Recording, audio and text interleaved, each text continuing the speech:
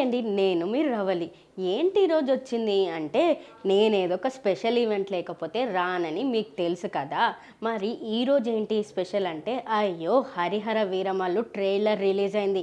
Release అయిపోయి కూడా అప్పుడే చాలా నిమిషాలు అయిపోయింది. మరి ఆ ట్రైలర్ చూసాక మేము రివ్యూ చెప్పేయాలి కదా! ఫస్ట్ మేము ఒక డైలాగ్‌తోని స్టార్ట్ చేస్తామమ్మ. వినాలి. 'హరిహర వీరమల్లు' చెప్తే వినాలి. వీరమల్లు చెప్తే వినాలి. ఈ డైలాగ్ సూపర్ ఉంది కదా! మరి ఇంకో డైలాగ్ ఏంటి తెలుసా? నార్మల్‌గా పులులు మేకల్ని వేటాడతాయి. కానీ 'హరిహర వీరమల్లులో' మాత్రం పులుల్నే బెబ్బులి వేటాడుతుంది. మరి ఆ బెబ్బులు ఎవరో తెలుసు కదా! మన వీరమల్లు.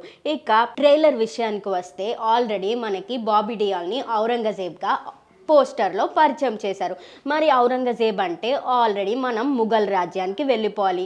అసలే ఆ రాజు క్రూరమైన వాడు, ఎంత శాడిస్టో మనకు తెలిసిందే. ప్రజల్ని ఎలా వేటాడేవాడో, ఎలా పీక్కు తినేవాడో తెలుసు. మరి ఎక్కడైతే విలన్ ఉంటాడో అక్కడే హీరో కూడా ఉంటాడు కదా!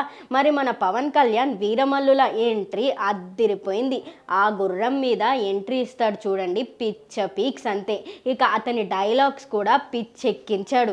ఇక్కడ స్టోరీ మనకి కోహినూర్ వజ్రం గురించి హింటించారు. మనకి చార్మినార్ కూడా చూపించారు. ఇంకా గోల్కొండ కూడా చూపించాడు. మరి మనం ఔరంగజేబ్ ఏమో అక్కడెక్కడో ఢిల్లీలో ఉన్నాడు. మరి హరిహర వీరమల్లుకి ఇంకా ఈ హైదరాబాద్లో ఉన్న ప్లేసెస్కి ఏంటి సంబంధం? అలాగే కోహినూర్ వజ్రం గురించి కూడా కథ చెప్పారు కదా!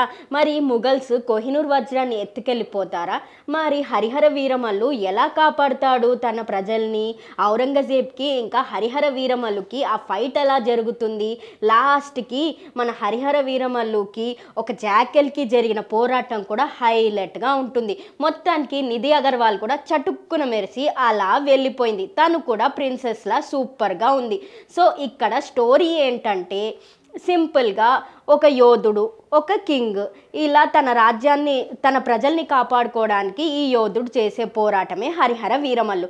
కానీ దీంట్లో ఇంట్రెస్టింగ్గా చాలా ఎలిమెంట్స్ చూపించారు.